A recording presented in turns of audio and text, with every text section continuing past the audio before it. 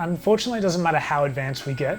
At the end of the day, we evolved to survive.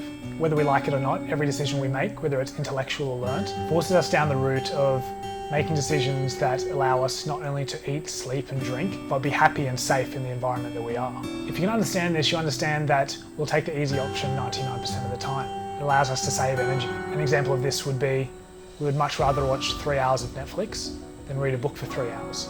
The amount of energy it takes to sit on a couch and enjoy a good TV show is much less than it takes to consume content through reading a complex story. The complexity of reading and taking in a story that way is much more energy consuming, and therefore 90% of the time, like I said, we would rather take easy option and just watch Netflix. This is important in my field for 2 reasons. It gives us an evolutionary perspective and understanding of why customers act the way they do and how we should structure our messaging to make sure it's the most effective it can be.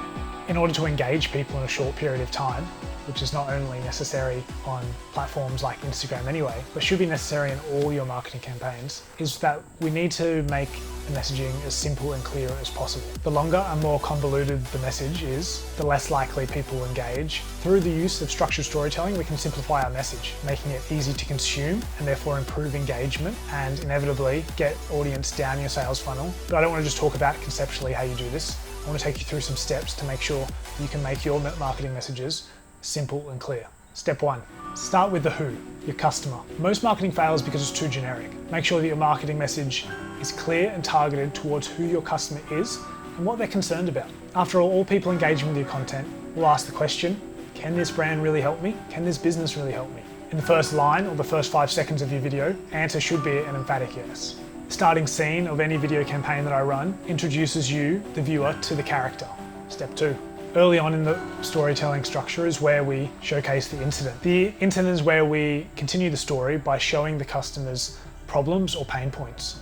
The key component of this step is to make sure that your brand can show empathy to the customer situation. It's important to recognize here the problems that your customers are going through is not what they say, it's how they act and what they actually do, which will tell you the problems that they're facing. This step is really about drawing the audience in because they recognize their problems in the story that you're telling. Step 3. Step 3 is about options. It's the turning point. We've already showcased the problem and the pain points that our customers are going through in the form of your product or service that will help move the audience away from those pain points and towards pleasure or satisfaction. You can commonly see this in promotional videos through client testimonials and voiceovers.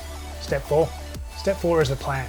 We're nearing the end of our story, and this is where we need to make sure that we show the solution with clarity. We clearly outline how the customer can use your business, whether it's a product or service. We see this all the time in commercials. It's when family rocks up at McDonald's because they've got hungry kids, or it's when someone logs on to Amazon to buy the product that they've just seen their neighbour using across the road they desperately need.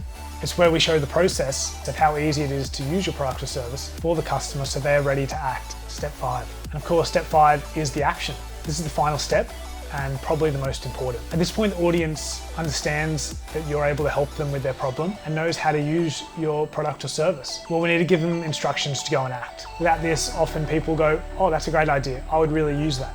And then nothing else happens. This is why you always see at the end of a commercial of any sort saying, call this number now or visit our website, come in store and we'll help you out. Without effectively telling the customer to act, you'll most likely lose your chance at getting a conversion.